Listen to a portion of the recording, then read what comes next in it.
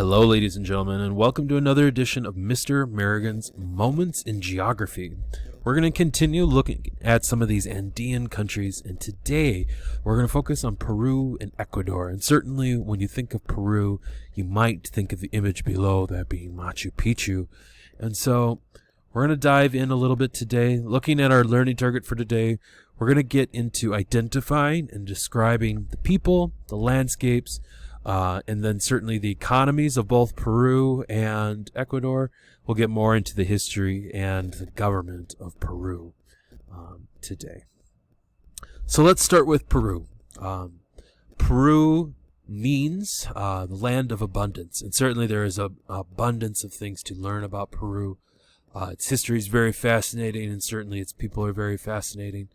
Its climate, however, is also certainly very varied. It can be dry, and it can go from being hot and humid, certainly, and to snow-capped, certainly, in the Andes. And so a lot of these areas that are more mild, they're kept that by the Peru current, which is sometimes called the Hubble current. And this is certainly a warm water ocean current, which certainly we know from some other areas that we've studied that can keep temperatures more mild, and in the case of both the presence of cold and warm water, can be ideal for fishing. So we'll get to that for Peru in a little bit. Certainly you have the Amazon basin, which would be the east of the Andes mountains, and this area tends to be more flat, and again would be among more of your humid and hot areas. It also shares a significant landform, that being Lake Titicaca with Bolivia. So speaking of Lake Titicaca, located right here in the south, it gets its name from an Incan language known as Quechua. And Titi means lead or lead colored, which might describe this next part, which should be Caca, which means rock. And so certainly a lake being described by the geological features that you would also find there being, of course, the rocks. Its average depth is around 351 feet, but probably what is so significant is its elevation. It's about 12,507 feet in elevation. And so that makes it the highest navigable lake in the world. So again, a lake in which you could navigate using a boat or a ship. So again, coming back to the economy, certainly there are kind of three pillars when it comes to Peru's economy. There's farming and fishing and mining. And why fishing is so good here, we can think back to when we talked about Canada. And again, it's that presence of those warm and cold water currents. So in this case, the Peruvian anchovy, or the anchoveta, is used in things like fish meal, of course, to feed other fish, and it's also sold as Peruvian sardines. And Peru is the largest anchovy fishery in the world. So if you like it on your pizza, there's a decent chance you might have eaten some Peruvian anchovies. About a third of the population is involved in farming, which dates back to certainly that Incan history that we'll kind of look a little bit at here in today's video. Most of these farmers are subsistence farmers, so we're not talking about large commercial farms. We're talking about smaller farms that are largely for feeding oneself and one's family.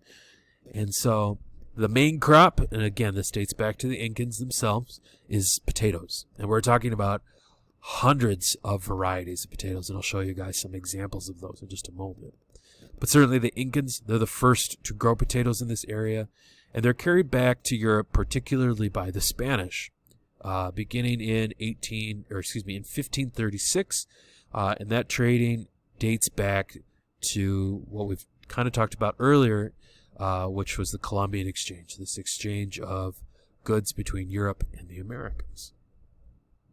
So speaking of varieties of potatoes, you can see a variety of different shapes, colors, certainly tastes, as well as textures. And so Peruvian food often incorporates these different varieties in some really brilliant ways. So if you're a potato lover, Peru might need to be on your list. Peru, certainly part of the Incan Empire, and in class we'll dive a little bit more into this for my students. And those of you who are not in my class, highly encourage you to check that out.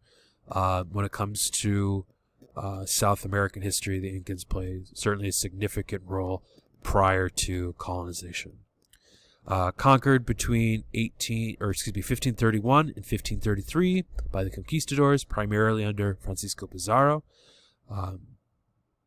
and certainly using a variety of different strategies in order to do so, much like what we would have seen in Mexico with Cortez. On July 28, 1821, Peru proclaimed its independence, much like, say, the United States in July 4, 1776. However, again, this doesn't make them independent. They still need to defeat the Spanish, and that defeat wouldn't come until 1824. So similar to U.S. history, for example, July 4, 1776, the United States declares their independence, but they're not independent, and they don't become independent until after even the Battle of Yorktown. So for 100 years after this independence, revolutions were frequent. There didn't really seem to be a strong, clear direction for Peru.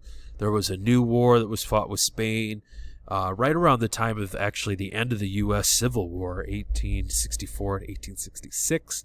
And then there was also an unsuccessful war later in that century in 1879 to 1883, in which both Peru and Chile fought against each other in what was called the War of the Pacific, and Chile proved to be victorious there. Looking more current today, Peru is a republic and has a president. You can see President Humala in the bottom picture here. Their current population is somewhere around 34.2 million people. Their largest city is also their capital, which would be Lima, right around 8.4 million people. You also have a very large native population here. Despite their defeat, the Incans and certainly their descendants largely remained in Peru. And actually, many Incans were able to evade the Spanish for quite some time. So certainly Spanish-speaking you'll hear, but you'll also hear other Native American languages we mentioned, such as Quechua, which is, again, an ancient Incan language. Some famous Peruvians that you may have heard of, you may not have. Paddington Bear certainly is Peruvian in his origins. Certainly Benjamin Bratt, an actor there. Sofia Molonovich, she is a professional surfer. Edgar Pedro is a horse jockey. And then you've got Henry Ian Cusick as well as Luis Horna. Certainly Peruvians are also known for their cuisine. You can see here on the right, certainly this is a tourist getting ready to eat a guinea pig, which would be a Peruvian delicacy. And you can get a sense of some of the native people, Peruvian locals, and certainly presence of animals such as llamas.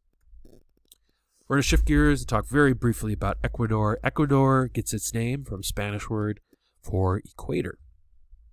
And today, included in Ecuador are the islands of the Galapagos, which certainly have a lot of history when it comes to science and the theory of evolution and Charles Darwin, and certainly biological studies today of their flora and fauna.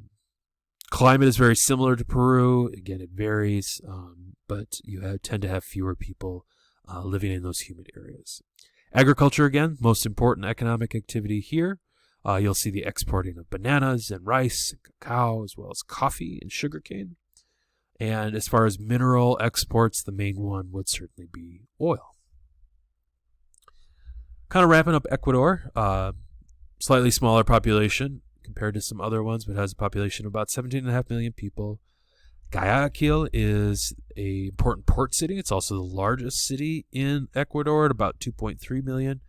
Quito, which is our capital, is also the second largest city at about 2.2 million. But also certainly something significant about Quito is its elevation. It's about 9,000 feet.